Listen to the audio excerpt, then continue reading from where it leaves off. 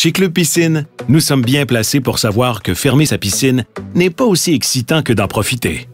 Ceci étant dit, la fermeture de votre piscine creusée n'est pas à prendre à la légère. Il s'agit d'une étape clé de son entretien qui prolongera sa durée de vie et celle de ses composantes de manière à ce que vous puissiez en profiter le plus longtemps possible. Qu'il s'agisse de votre première ou de votre 10e fermeture, vous pouvez être confiant qu'en suivant les quelques étapes de cette capsule, vous serez en mesure d'hiverniser votre piscine de la manière la plus sûre qui soit.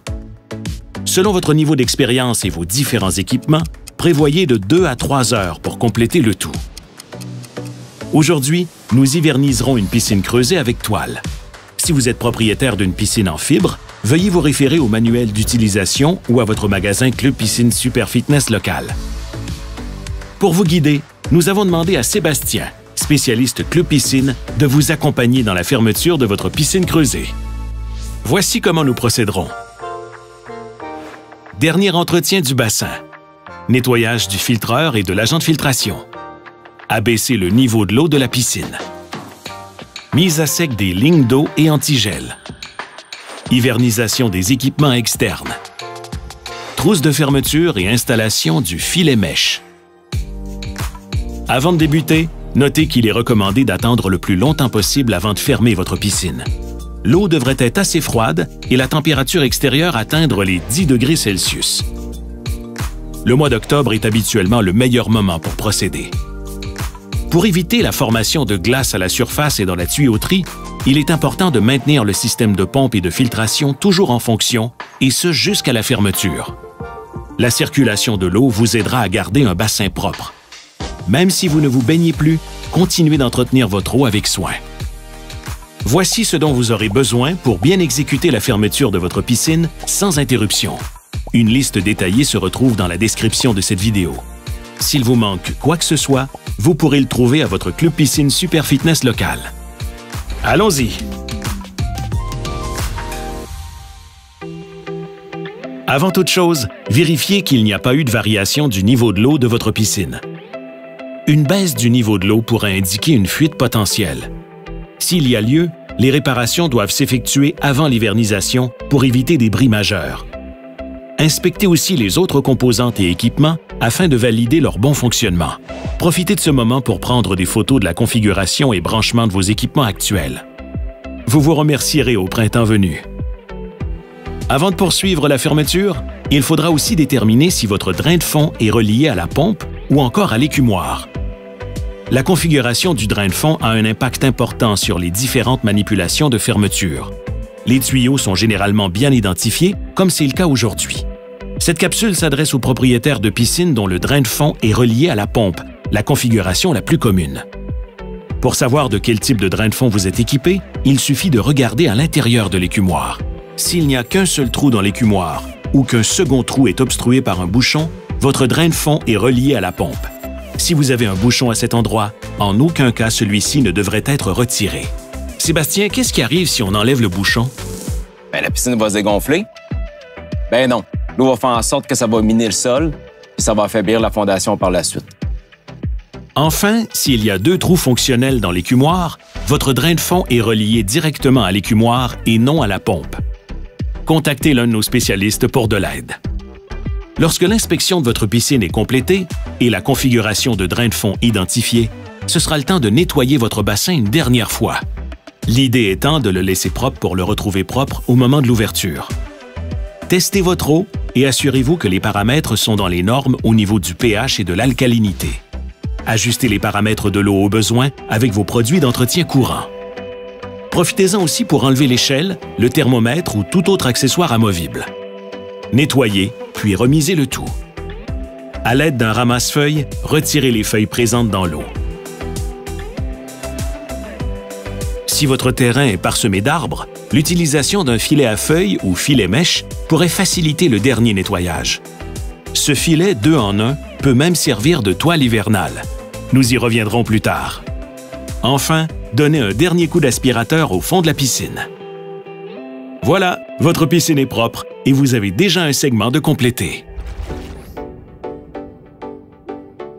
Dans cette section, nous allons nettoyer le filtreur et son agent de filtration pour y déloger la saleté et les graisses accumulées. L'agent de filtration utilisé ici est le sable. Les étapes qui suivent s'appliquent également aux billes de verre, aux verres recyclés, ainsi qu'aux pierres naturelles. Pour les filtreurs à cartouches et les balles filtrantes, veuillez vous référer au manuel d'instruction. Comme c'est le cas à chaque fois que vous changez le mode du filtreur, vous devez d'abord fermer la pompe. Tournez ensuite la poignée du filtreur en mode lavage à contre-courant ou backwash. Redémarrez la pompe pour activer le débit d'eau dans le filtreur. Versez le nettoyant à filtre directement dans l'écumoire et laissez le nettoyage se faire jusqu'à ce que l'eau visible dans le hublot d'inspection du filtreur perde sa teinte colorée et devienne claire. Cela devrait prendre de 2 à 3 minutes. Fermez la pompe et placez le filtreur en mode rinçage. Redémarrez la pompe et rincez environ 1 minute, puis fermez la pompe à nouveau. Placez ensuite le filtreur en mode tourbillon ou recycle. Laissez fonctionner de 30 secondes à 1 minute, puis fermez la pompe. Votre agent filtrant est propre et prêt pour la prochaine saison.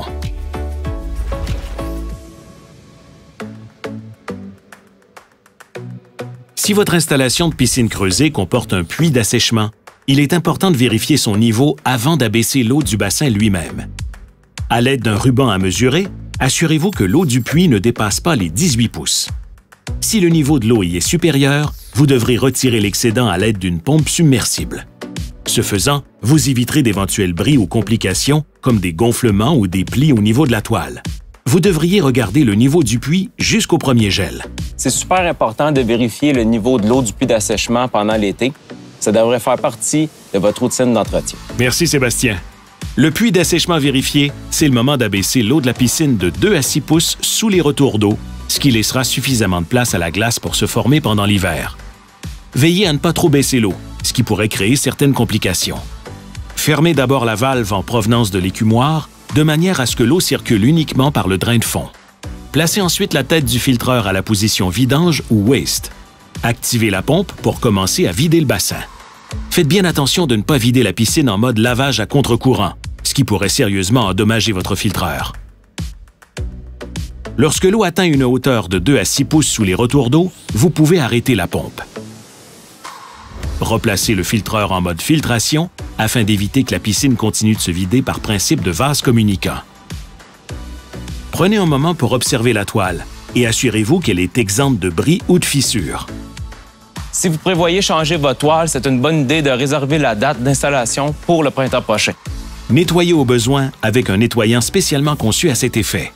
Veillez à ne pas utiliser un nettoyant tout usage domestique, car celui-ci pourrait affecter la chimie de l'eau en plus de s'attaquer aux matériaux de la toile. Nous voilà maintenant rendus au segment le plus important de tout le processus de fermeture. L'objectif est d'évacuer l'eau résiduelle logée dans les différents tuyaux pour éviter des bris éventuels lors de la période de gel. Pour y arriver, plusieurs techniques peuvent être employées. Aujourd'hui, nous opterons pour la mise à sec par l'écumoire. Soulevez le couvercle de l'écumoire, puis retirez la porte et le panier. Il faudra ensuite démonter les différents retours d'eau.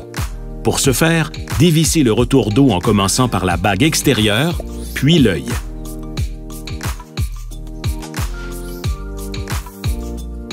Utilisez la clé bleue spécialement conçue pour dévisser la partie intérieure.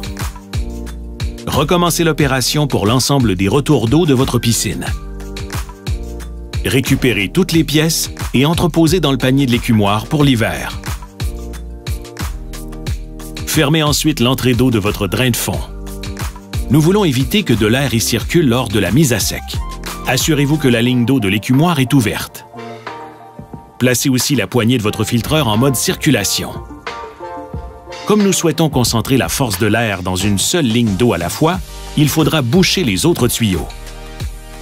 Pour y arriver, vous n'avez qu'à mettre un bouchon sur les retours d'eau de manière à en laisser qu'un seul ouvert. Il est conseillé de commencer par souffler la ligne d'eau la plus éloignée de la pompe. C'est donc ce retour d'eau que vous laisserez ouvert en premier.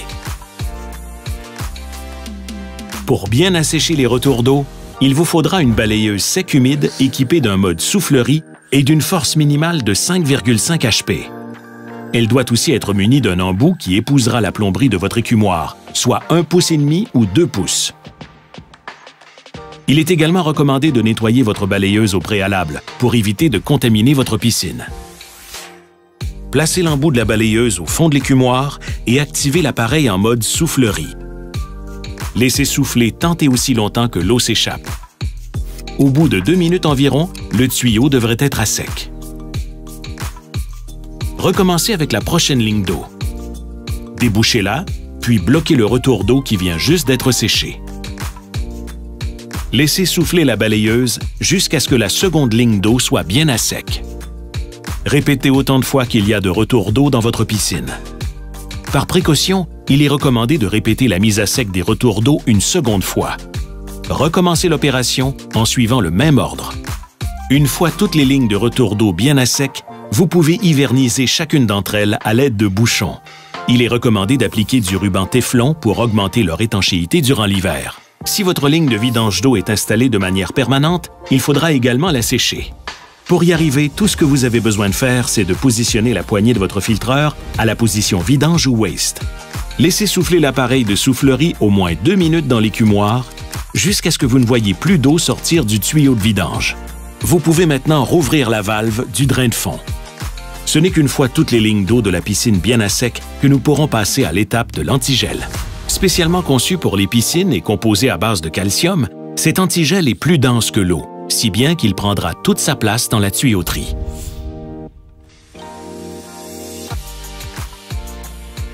Versez 90% du gallon d'antigel directement dans le trou de l'écumoire. Pour hiverniser l'écumoire, commencez par le boucher avec un bouchon de 1,5 pouce ou 2 pouces selon le modèle. Insérez les morceaux de styromousse en commençant par mettre les 2 petits morceaux au fond de l'écumoire, puis sécurisez les 2 morceaux restants en les passant par l'embouchure interne de la piscine. Enfin, fixez tous les morceaux ensemble à l'aide de la petite baguette de bois. À quoi ça sert au juste le morceau de styromousse? Ça sert à protéger l'écumoire lorsque l'eau prend de l'expansion lors du gel. Pour redoubler de prudence, versez le reste du gallon d'antigel directement dans l'écumoire avant de remettre le couvercle en place. Prenez soin d'insérer des petits boudins d'étafoam dans l'orifice du couvercle. Il est recommandé de faire de même pour les trous de votre échelle de piscine. Voilà, votre bassin et sa tuyauterie sont fin prêts pour l'hiver. Il est maintenant temps d'hiverniser les composantes externes de votre piscine. Il est donc important de fermer les disjoncteurs avant de procéder. Vous verrez, peu importe la pièce d'équipement, c'est la même logique qui s'applique. Il faudra nettoyer, vider l'eau et assécher. Si elles ne sont pas fixées de façon permanente à la tuyauterie, il est conseillé de remiser les pièces d'équipement au sec et à l'abri du gel pour l'hiver. Pour hiverniser le filtreur, dévissez d'abord le bouchon de drainage que l'on retrouve au bas. Dévissez aussi le manomètre et le hublot d'inspection et remisez avec le bouchon de drainage dans le panier de l'écumoire. Dévissez le tuyau qui relie le filtreur à la pompe, puis loussez légèrement les 2 autres tuyaux. Placez ensuite la poignée du filtreur à la position hiver. Admettons que mon filtreur n'a pas de mode hiver. Je fais quoi, Sébastien? Tout simplement le mettre en 2 positions. Pour la protéger pendant l'hiver, nous suggérons de mettre un sac de plastique sur la tête du filtreur. Si votre pompe est équipée d'une prise amovible installée par un maître électricien, elle pourra être remisée. Vous pouvez maintenant la débrancher. Déconnectez ensuite le tuyau de sortie d'eau qui mène au filtreur. Puis, dévissez le ou les bouchons de drainage situés au bas de la pompe. Retirez le couvercle et videz le panier. Vous pouvez maintenant déconnecter le tuyau d'entrée d'eau. Prenez soin de bien nettoyer et rincer l'appareil à l'eau claire. Séchez puis remisez le tout à l'abri du gel pour l'hiver. Si vous la remisez, vous devrez hiverniser la tuyauterie à l'aide de bouchons expansibles. Rangez les bouchons et autres pièces dans le panier de l'écumoire. Si votre piscine est munie d'une thermopompe, vérifiez que celle-ci est en mode arrêt, puis que le disjoncteur est bien fermé. Déconnectez les tuyaux attachés à l'arrière de la thermopompe. Drainez ensuite l'eau de la thermopompe en soufflant à l'aide de la balayeuse sec humide. Assurez-vous de bien essuyer les résidus d'eau. Reconnectez le tuyau sans trop serrer. Enfin, recouvrez la thermopompe d'une housse imperméable. Au courant de l'hiver, vérifiez l'accumulation de neige sur la thermopompe et dégagez-la au besoin.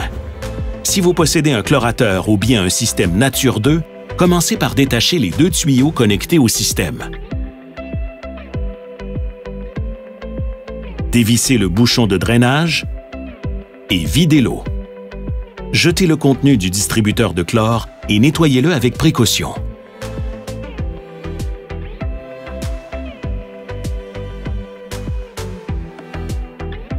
Finalement, asséchez le tout. Même si la cartouche du Nature 2 ne peut être utilisée plus d'une saison, nous vous suggérons de la laisser dans la cuve en vue de votre ouverture le printemps prochain. Vous pourrez la remplacer une fois votre eau propre et équilibrée. Remisez le Nature 2 au sec et à l'abri du gel pour l'hiver. Au besoin, placez des bouchons sur les tuyaux qui demeureront à l'extérieur. Si votre piscine est équipée d'un générateur de chlore au sel, vous pourrez maintenant débrancher l'alimentation du boîtier de contrôle et déconnecter la cellule. Il faudra la nettoyer avant de la remiser pour l'hiver. Pour ce faire, commencez par dévisser et déconnecter les 2 tuyaux de la cellule. Assurez-vous qu'elle soit déposée sur une surface plane et que l'ouverture pointe vers le haut. Versez ensuite directement le liquide nettoyant pour cellule à l'intérieur de celle-ci. Laissez agir environ 30 minutes jusqu'à ce que le liquide ne soit plus effervescent. C'est bon à savoir que le nettoyant à cellule peut être utilisé une 2e saison. Avec précaution, vous pouvez maintenant remettre le liquide dans la bouteille à l'aide d'un entonnoir. Rincez la cellule à l'eau claire après le nettoyage. Bien asséchez le tout et remisez au sec et à l'abri du gel. À cette étape, toutes les valves devraient être en position ouverte pour éviter que l'eau s'y loge pendant l'hiver et cause un bris dans le mécanisme. De nos jours, les lumières de piscine de type retour d'eau, comme celle-ci, sont de plus en plus communes et ne requièrent aucune attention particulière lors de la fermeture. Si vous avez des lumières en niche, référez-vous au manuel du propriétaire ou à votre magasin Club Piscine Super Fitness local. Pour la dernière étape, assurez-vous d'avoir la trousse qui correspond au système d'assainissement de votre piscine, soit au chlore ou au sel. Déversez maintenant le contenu de la trousse de fermeture dans le bassin d'eau.